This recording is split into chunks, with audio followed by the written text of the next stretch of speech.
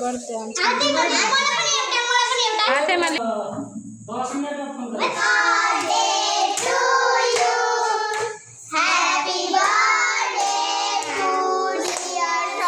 Hello friends, welcome back to the new blogging videos.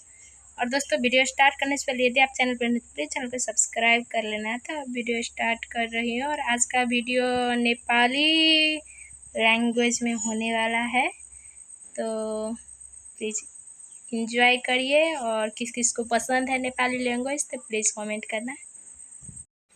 अनि अहिले खाना पाक्दैछ फ्रेंड्स।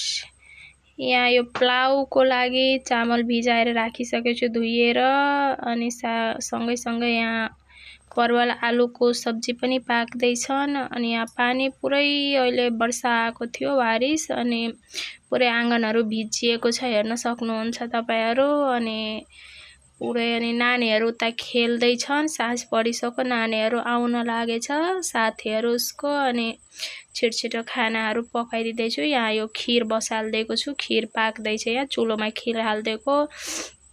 अनि ग्यासमा एकापट्टि प्लाउ अनि अर्कोपट्टि तरकारी पाक्दैछ। यहाँ पुरी पनि बेल्दैछन् मेरो देवरानी।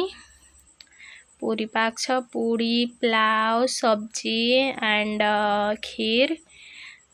तो प्लाउ यहाँ पाकिसकेछ, हेर्न सक्नुहुन्छ कति मिठो देखिँदैछ। यहाँ यो पुरै काजुहरू किसमिस म हाल्दिनँ प्लाउमा। तपाईहरु के गर्नुहुन्छ प्लिज कमेन्ट गर्नु होला। म किसमिस हालेर बनाउँदिनँ। किसमिस हालेपछि जस्तो अलि अमिलो टाइपको फिल हुन्छ क्या।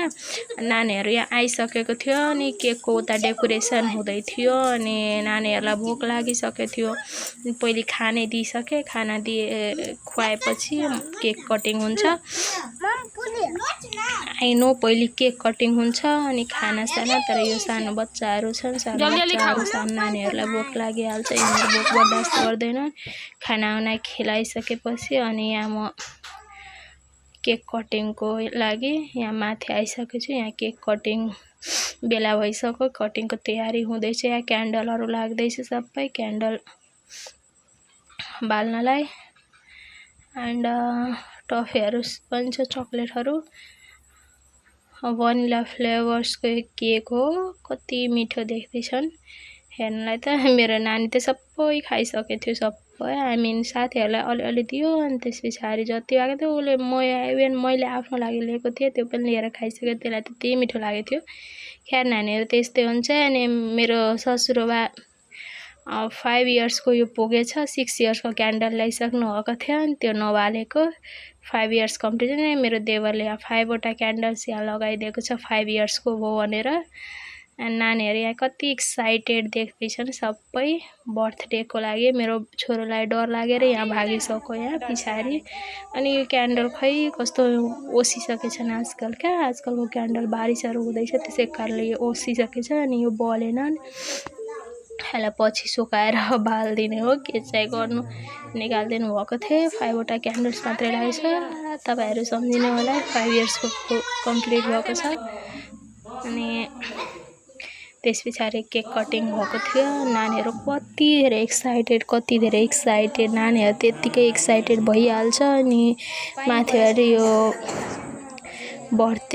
बर्थडेको एक्साइटमेन्ट त बेग्लै हुन्छ। एन्ड तपाईहरुलाई यदि मेरो भिडियो मन पर्छ भने प्लिज च्यानललाई सब्स्क्राइब पनि गरिदिनु होला र भिडियोलाई पुरै हेर्नु होला।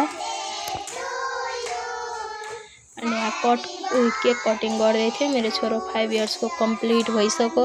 यो कति एक्साइटेड, आफैले केक कटिङ गर्दै थिए आज। जसरी भए पनि मैले भनेको आफैलाई केक कटिङ गर्न, अनि मजाले गरेको थियो अङ्कलले। अनि मैले उसलाई दिदीलाई खुवाइदिन भनेको थिएँ, उसको दिदीलाई। अनि दिदीलाई खुवाउन गएको।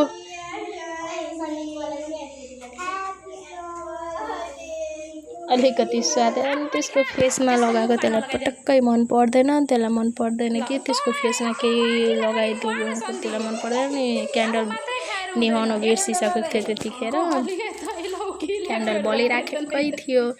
अनि क्यान्डल निभाउनै बिर्सिसकेको थियो, पछि गएर क्यान्डल निभाएको थियो।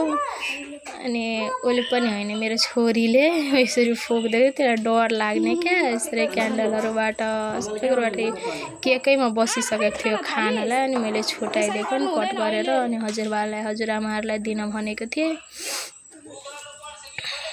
एन्ड त्यस पछाडि पछि गएर टिका सिका लगाएको, टिका लगाउनु पनि बिर्सिसकेको थिएँ। यसलाई यो ओभर एक्साइटेड क्या केकको लागि एन्ड बर्थडेको लागि। सबैजनाले साथीहरूले पनि गिफ्ट वगेरा सबै थोक दिएको, कपी दिएको, सबै टिका लगाएर सबै थोक गरेको।